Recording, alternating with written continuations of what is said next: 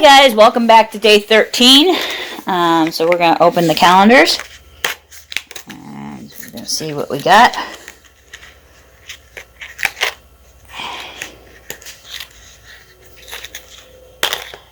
I have to find back last year's and see which, put them on my chain. Okay, this looks kind of like a gingerbread man holding a candy cane. But it also kind of looks like a star, but I think it's supposed to be a gingerbread. Yeah, it's a gingerbread with a Santa hat. Okay, puzzle is... Here is today's puzzle. And I'm going to try to keep a few of them at least, and I'm going to try to work them next year. Maybe I'll show you guys how if I get them done. Okay, now we're on to this one here. Oops, I'm almost pulling the keychain. I got to find a keychain. I just realized while I was taking the pictures that one of my keychains broke, so it's someplace down in the box. I gotta find it. Oh, it's a present! That's so cute. I like that keychain. I collect keychains, so I'm appreciative of that. All of them. They've been all so pretty. Okay, now we're on to the 13th down here. Okay, this is something that I'm going to pass on because I buy these for packages all the time. It's got a unicorn on the side. It's just a slinky thing. Not super impressed with that. Okay, and last but not least, 12 days to go. December 13th, the elf. Raised as an oversized elf, Buddy travels from the North Pole to New York City to meet his biological father, Walter Hobbs, who doesn't know he exists and is in desperate need of some holiday spirit, or some Christmas spirit. Okay, I am very disappointed in this. Okay, I'll catch you guys in tomorrow's video. Bye. Hey guys, so it's Joy and I'm back with a get to know me sort of video. This is going to be a little different than the usual get to know me's. So, this get to know me is going to be me reviewing the 2 books I finished this week and talking about them. One of them was a suggestion from a friend who watches this channel, so I wanted to share that review. And I also want to talk a little bit about this book for a couple other reasons. And then one is part of a series my mom and I and my sister have been reading, and we have one more coming up in February because there's supposed to be a new book out on this series. So I'm going to start with this. This series is awesome. However, the author of this book has a tendency to forget things she wrote in other books, or that she chooses to just ignore them, like that. But then other things that she'll bring up from the other books. You know, it's just a little frustrating. But this book was really frustrating this time. It was... I don't want to judge the author or the editors, because I would think that after the author writes it, the editor edits and will catch some of these mistakes, especially if they're happening in the same book. So, like, she wrote in this one paragraph that the sister did something, and in the next paragraph she's, like, saying that the sister hadn't done it and was going to do it. I don't know. And it was happening more frequently within the same book, where it normally happens, you know, between different books, where you can overlook it. What I do like about this series is there's also recipes in every book for delicious food, some baked goods, some actual food. Like this one had the Butterscotch Delight cookies. It will have the recipe for the title of the book, which this is the Caramel Pecan Roll Murder. So it's a caramel pecan roll recipe. There was baked scotched eggs. There was one of my favorite ones is out of another book was a chicken recipe. We love it. It's like a lemonade chicken. Anyway, they have this chicken recipe that we love, and you cook it all day, and then you add some other ingredients, and then you let it set for a little bit, and then you like serve it with rice or something. It's really good. So I really like that. I love the recipes. I made almost all the recipes out of the first cookbook, or the first book, which was the chocolate chip murder. I tried most of them because it was right at the beginning of COVID, and I was bored, so I was baking. And I've tried a few of the other ones, and I have enjoyed a lot of them. I think there was what was the one I tried recently? There was another one I tried recently. It was really good. So the recipes alone make these books really interesting. I think there's like 29 now in the series or something like that. And there's a cookbook one that has a small story throughout it. And it's about this baker who solves the murder mysteries. She's kind of got a couple guys she's dating, and it talks about that. And as the series goes along, it's about her romantic life, her business, because she's a baker, she owns a bakery. Talks about her past, her current, her future, and intertwined in it is the murder. It's not super scary. You usually can figure out the murder by about 3/4 of the way through. This one kept me going. I thought I knew the minute the person came into the scene, and then I started questioning myself. It was really good at keeping me on my toes until the very end. I kept saying, though, I think it's this person. And I was right. From the moment I was introduced to the person, I instantly felt that was that person. But then there was pieces of me that was doubting it. I do love those kind of books. As long as they're not too scary. There is a series of them. Several of them have been made into movies for Hallmark.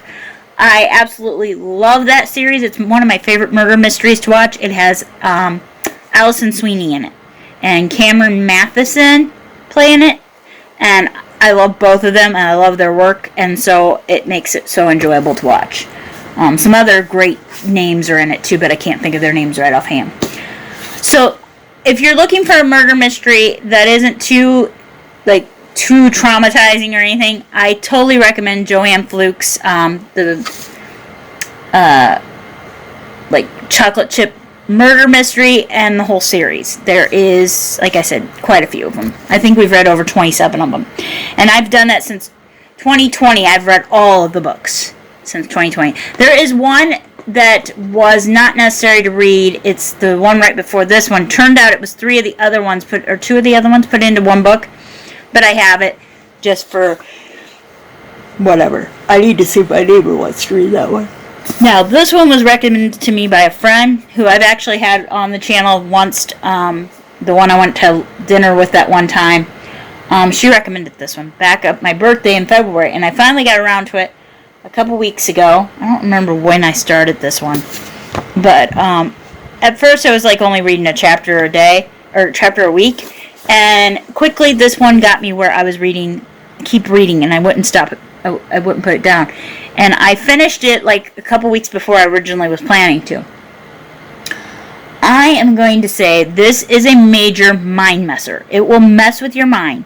It is not for the faint of heart. This is not something that you want to go into if you are easily made paranoid by things. I had a couple nights where I couldn't sleep after reading this book. It is about a woman who is a writer, and she's going to ghostwrite another author's books because of the situation the other author's in. And she ends up coming across some old writing of the woman and finding out some things that are very disturbing. And she's kind of falling in love with the husband of the woman, and she doesn't know whether she should show him this information or not.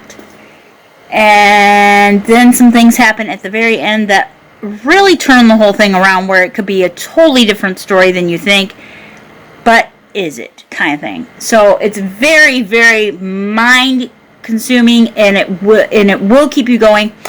The day that I ended up finishing it, I had therapy in the morning, and I read that morning, and I put it down, and so when I went to my therapy, I normally have a book in my purse, and I was going to read, and it was a different book. I take a team book with me that I can read. And I would normally read while I'm waiting in the waiting room, no matter how long I have. And I couldn't even pull that book out. My mind was still stuck on what I'd read in this. So I mentioned it to my therapist because I was on my phone, finishing a post on my phone to share with my friends and family that I was in therapy that day. And my therapist asked me what the book was, and I told her, and she goes, "Oh, I just downloaded that, and that's one of the ones I'm getting ready to read or listen to." She's going to listen to it. And so it was kind of funny that happened on the day I was going to finish it. And so I went home that day and finished the rest of it. I was on chapter 21 when I left that morning, and finished that much in the afternoon. I laid here while we had a Christmas movie I'd already seen before playing, and I read it. And I read to that point, like that much. And let me tell you, I was messed up in the head for a couple days after that. A lot of questions that came up, and so if you've read this book and you want to discuss it, let me know. We can do that privately through email or Instagram or something. You know, we can find a way to privately talk about this. But I don't recommend Verity by Colleen Hoover for the faint of heart. And my therapist says anybody who trigger warnings are needed, this is not Colleen Hoover's writing may not be for them. So just keep that in mind. So that is my take on those two books. They both were really good. I enjoyed them. I'm glad I read it. But I don't think that's an author I want to read too often, because I feel like if I read her too often, too quickly, too much of her, I would be constantly in a bad state. That's just me. Not saying that's for everybody's situation. If you guys have suggestions for books you'd like me to read, let me know. If they're not too freaky, I'll read them. I love getting from kids their suggestions for books, and I love reading what kids are reading, because a lot of times kids have some really good suggestions. But I'm always looking for a good one when I need a break from what I've been reading. So I really love like 90s teen romances. Those are my favorites, because I grew up in the 90s, you know, like I was in high school in the 90s, so I love those books. Those are the books I would be reading on the bus all the time and taking everywhere with me and reading them whenever I got downtime. I'd be reading in study hall. I'd be reading in, you know, I would pick up a book and read for hours on end. Like when I was a teenager, I would read from the moment I came home to the moment of supper. Then after supper, I usually did my homework, if I was going to do my homework. I wasn't really great at doing homework most of the time. I would do it like in the morning while I was getting ready for school. I was doing my homework. That was my time to do homework most of the time. But sometimes, you know, I'd start every school year, I'm going to do my homework right as soon as I get home from school. And I would try, and, you know, some homework I would, and some homework I wouldn't. And then I would be like, but whenever I wasn't doing homework, I would be reading. And I would not put a book down pretty much till I went to bed most of the time. I could watch TV, and I'd be reading at the same time. A lot of times. I've always been that way. Haven't I? Yeah. I have a book in my hands, or it used to be. I would have a book in my hands almost 24/7 if you let me. Now I'm not so much. Now I try to limit how much I read. I try to set goals for so many chapters a week, because it's hard for me to keep going anymore because of everything else I'm dealing with. But I do love to read, and if I find books like this one here, I actually kept going, even though it was, you know, it was really engrossing. The author is a great author as far as keeping your attention. Very good at getting you, you know.